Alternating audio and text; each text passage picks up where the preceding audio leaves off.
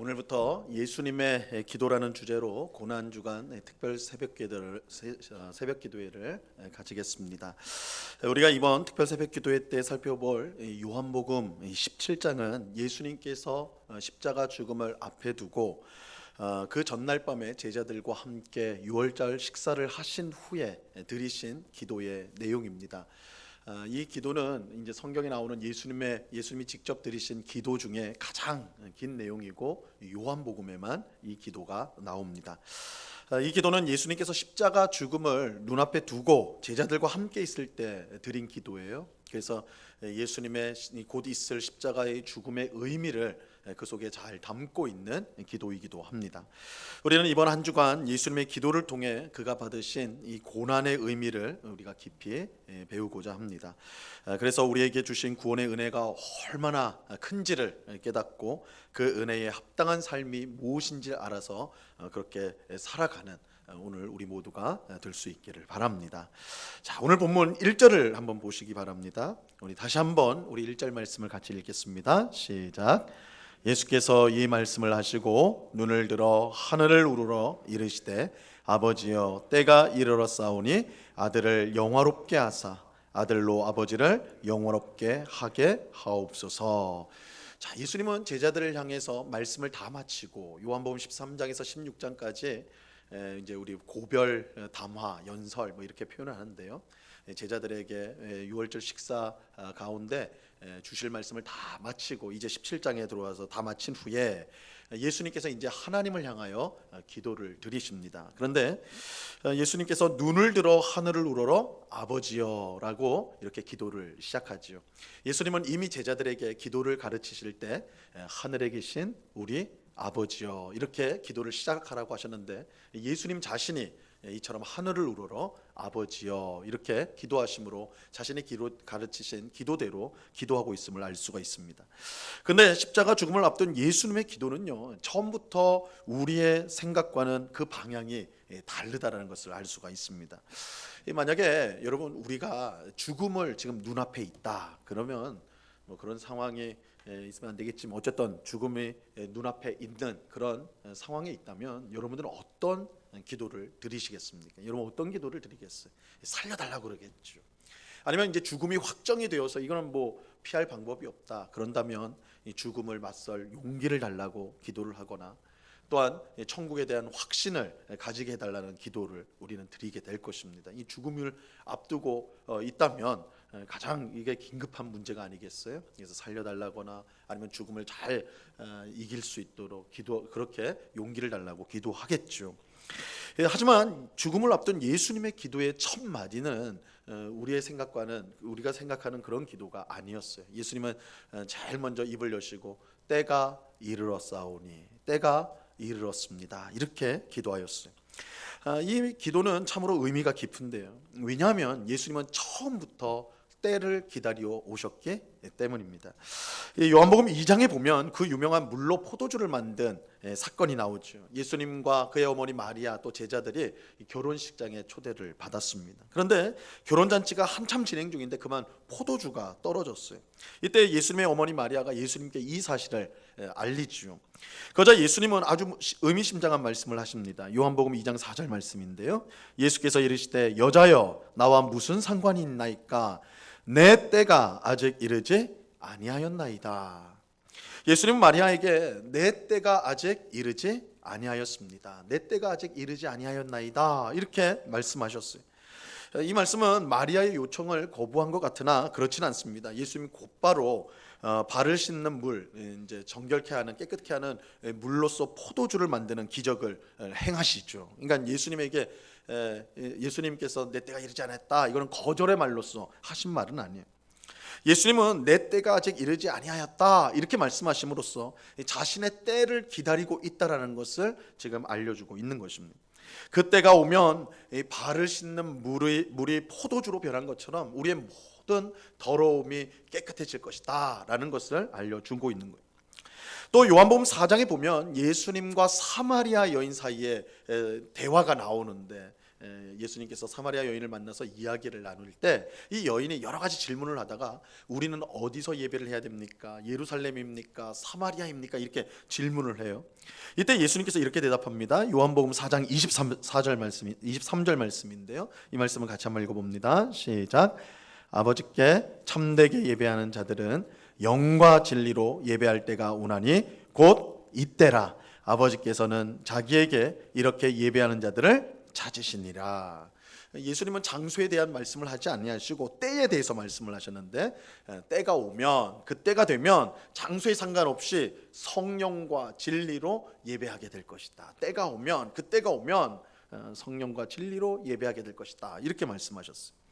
또 요한복음 7장에 보면 예수님의 형제들이 이제 명절을 맞아서 예수님에게 예루살렘에 올라가서 자기를 드러내소서 이렇게 비꼬우면서, 예수님의 형제들은 예수를 믿지 않았거든요. 그의 십자가 죽음과 부활 전까지는 예수님의 형제들이 예수를 믿지 않았습니다. 그래서 당신이 사람들에게 드러나기를 원하는 것 같은데 명절 때 사람이 많이 모였을 때 예루살렘에 올라가서 당신을 드러내소서 이렇게 말을 하니까 예수님께서 형제들에게 이렇게 말을 해요. 요한복음 7장 6절에 보면 예수께서 이르시되 내 때는 아직 이르지 아니하였거니와 너희 때는 늘 준비되어 있느니라. 내 때가 아직 이르지 않았다. 이렇게 말씀하셨습니다. 이처럼 예수님은 아직 오지 않은 자신의 때를 기다려 오셨어요. 그렇다면 예수님이 기다린 때는 과연 어떤 때일까요? 어떤 때가 내 때가 아직 이르지 않았다 할 때, 그때 예수님은 어느 때를 기다리고 있는 것일까요? 요한복음 12장 23절에 이렇게 말씀합니다. 예수께서 대답하여 이르시되 인자가 영광을 얻을 때가 왔도다. 예수님이 기다리신 때는 영광을 얻을 때, 영광을 얻을 때. 여기서 인자는 예수님 자신을 가리킬 때 인자라는 명칭을 씁니다. 영광을 얻을 때. 근데 구체적으로 어떤 영광인가? 여러분, 우리가 언제 영광을 얻습니까? 학생은 열심히 공부해가지고 좋은 성적표를 받을 때 영광을 얻죠.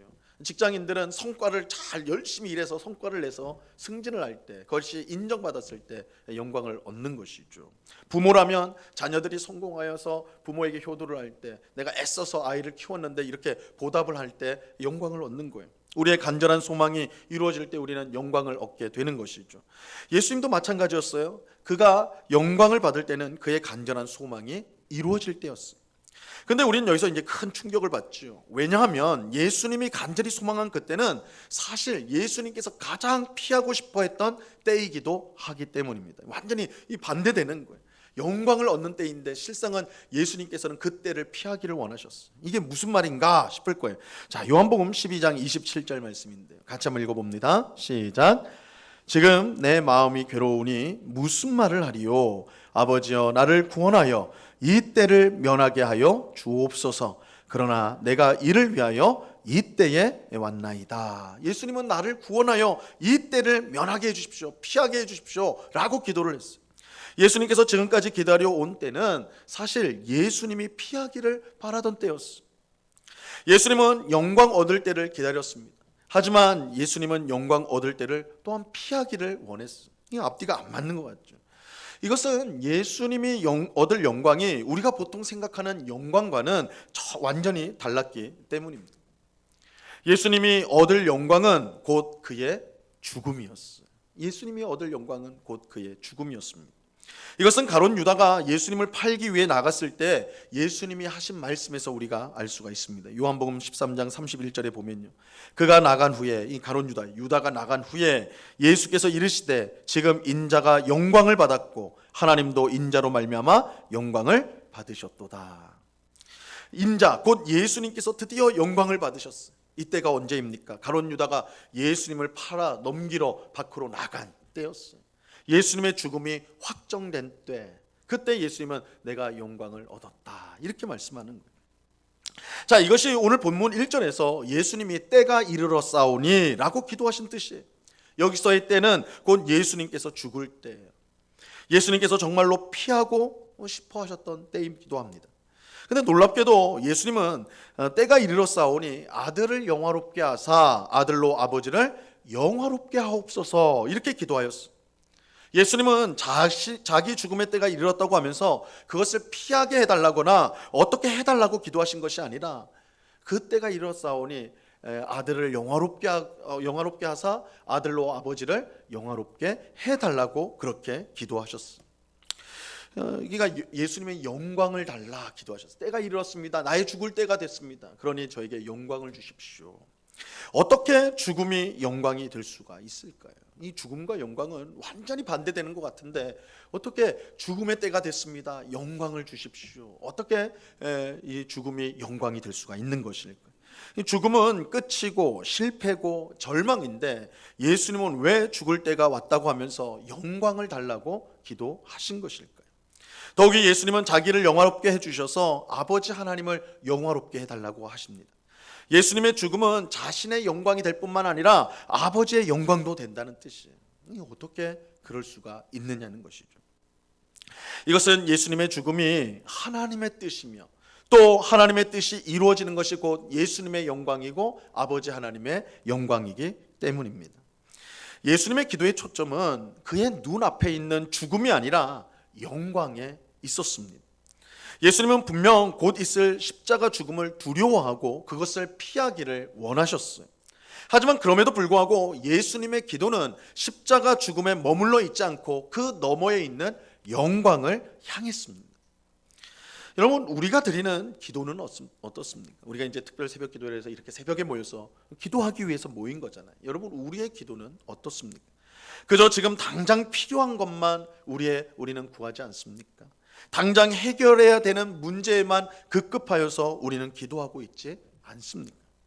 어쩌면 우리의 믿음이 성장하지 않는 이유가 여기에 있는지도 모르겠어요. 눈앞에 있는 것만 바라보는 사람은 길을 잃어버리기가 쉽습니다. 우리가 길을 잃어버리지 않기 위해서는요, 가끔이라도 우리가 앞으로 가야 될 그 곳을 멀리, 가끔씩이라도 멀리 바라볼 수 있어야 합니다. 우리가 만약 당장의 일만 생각하고 그것만 늘 기도한다면 우리의 믿음은 항상 제자리에 맴돌 수밖에 없는 것입니다. 당장의 필요, 당장의 급한 일들, 그거에만 우리가 기도한다면 우리의 신앙이라는 것이 앞으로 가는 것이 아니라 계속 그 제자리에서 계속 맴돌 수밖에 없는 것이죠. 예수님은 십자가 죽음이라는 엄청난 고난 앞에서도 하나님의 뜻과 하나님의 영광을 기도하셨어요. 물론 예수님은 십자가 죽음을 피하게 해달라고 기도하기도 하셨어요. 하지만 예수님은 곧바로 나의 원대로 마시고 아버지의 원대로 되기를 원합니다. 이렇게 기도하셨죠. 예수님은 눈앞에 있는 고난만 보지 않고 그 너머의 영광을 바라보셨습니다. 예수님은 죽음 앞에서도 자신이 가야 할 길을 잃지 않으셨어요. 그 결과 그의 죽음은 하나님의 뜻에 순종하는 것으로서 그에게 영광이 되고 아버지 하나님께 영광이 될 수가 있었습니다. 우리는 작은 고난과 시험에도 왜 이렇게 쉽게 넘어지는 것일까요?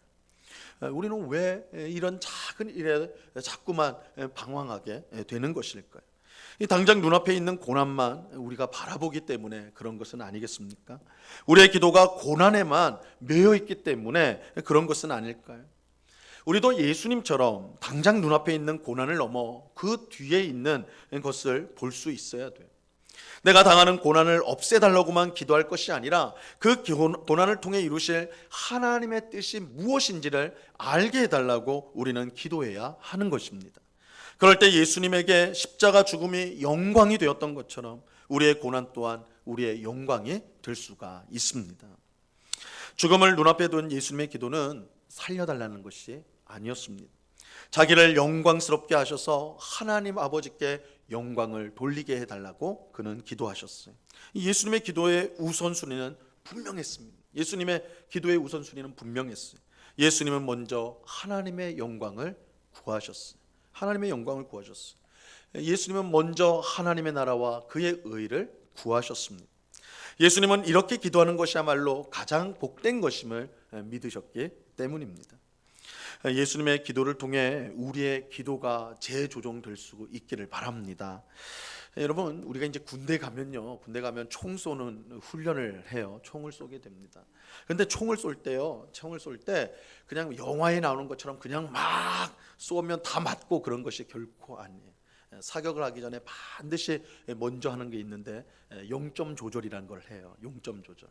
이 이제 가늠자를 잘 조절해 가지고 총알이 원하는 방향으로 갈 수 있도록 조종을 미세하게 조종을 하게 돼 있습니다. 이건 0점 조종이라고 해요.